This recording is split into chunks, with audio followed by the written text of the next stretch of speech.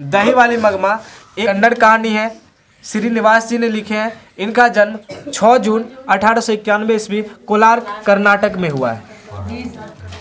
देखो ये जो कन्नड़ कहानी है इसको हिंदी हम लोग पढ़ रहे हैं अभी क्या हिंदी में इसका अनुवाद जो किए हैं वी.आर. नारायण जी ने किए हैं। हिंदी में अनुवाद किसने किया है? वी.आर. नारायण जी। तो इस कहानी में मगमा है, नाजमा है, बेटा जी है, पोता जी है। मतलब मगमा की ये बहू है और इसका बेटा जी है और इसका बेटा जी है, यानी कि इसका पोता। ठीक है। एक इस कहानी में माँ जी है और एक रंगरप्पा है। ठीक ना। इस कहानी में टोटल 1 2 3 4 5 6 जने हैं। ठीक ना, 6 व्यक्ति है।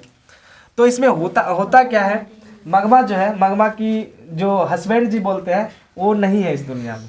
ठीक ना। मगमा जो है चला गया आसमां को छोड़। ठीक ना। ठीक।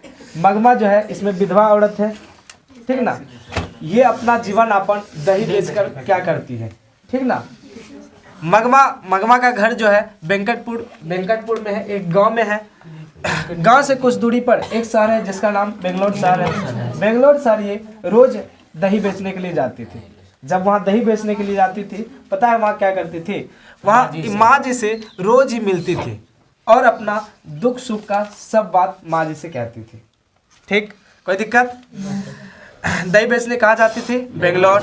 उसके बाद रास्ते में अमराई का कुआं मिलता था। रास्ते में एक अमराई का कुआं मिलता था।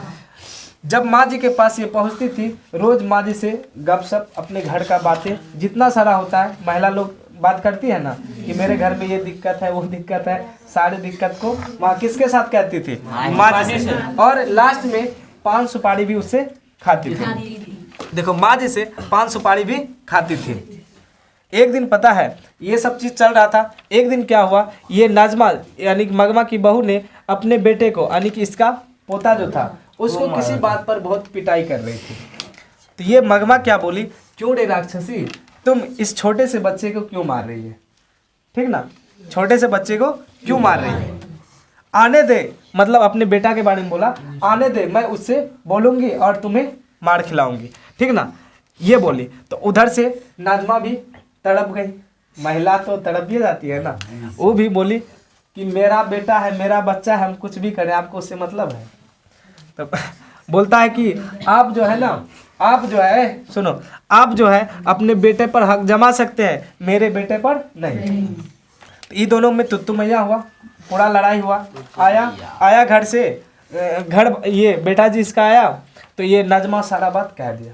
ऑटोमेटिक है, अपना घर वाला को तो कहेगा ही ना। कह दिया सब बात, पूरा झगड़ा लड़ाई हो गया। बोला कि अब जो है, अब इसको सिखा पढ़ा दिया पूरा बात। बोला कि अब जो है मम्मी तुम अकेले खाना बना के खाना। क्या बोला? अकेले खाना बना के खाना। तो माँ जो है अकेले रहने लगी और खाना बना के अपना खाने लगी। और जितना दही बेचकर उसको पैसा होता था, सारे पैसा को क्या करने लगा पता है? इकट्ठा कर रखने लगा। इकट्ठा कर रखने लगा। तो ये जो रंगरप्पा है, इसको पता चल गया कि इसके घर में जो है ना लड़ाई हुआ है। जितना पैसा जो है, पैसा जो कमाती है दही बेचकर, सब पैसा इसी के पास रहता है। घर में पैसा किसी को नहीं देता है। बहुत सारा पैसा हो गया। ठीक ना, किसके पास? मगमा के पास। तो मगमा के पास तो माँ जी जो है ना, वो मखमल का ब्लाउज पहनती थी। और महिला लोग का आदत होता है, देखा देखो उससे ज्यादा करती है ना। तोरस का आदत छा न है। देखो महिला सबका और लड़की सबका ज्यादा तरी आदत होता है, देखा देखो सीखो। अच्छा, लड़का का भी होता है सामने। ठीक। अब देखो वही हुआ, माँ जी है ना मखमल का ब्लाउज पहनती थी, मतलब एकदम दामी उम्र। उस समय 7 रुपया 8 रुपया बहुत होता था। तो माँ जी से मगमा बोली कि माँ जी ये जो आप ब्लाउज पहने हैं ना, ये कितना रुपया का है? बहुत अच्छा लग रहा है, हमको भी लेना है। तो बोला कि 8 रुपया का। तो मखमल का ब्लाउज क्या हुआ, ये भी सिला कर पहनने लगी। जब पहनने लगी तो लोग का आँख फटने लगा, पुतहू का आँख फटने लगले कि हमें अभी जवान छिए, यंग छिए, हमें ये सब नहीं पहने चाहे तो बुढ़िया की। अब करेगा क्या? यही कहानी है। अब करेगा क्या? ये जो है ना, अब देखो ये सब देखने लगा। उसके बाद रंगरप्पा जो था, रंगरप्पा भी सोचने लगा घर में ये पैसा नहीं देता है, बुढ़िया के पास बहुत ज़्यादा पैसा होगा। ठीक ना।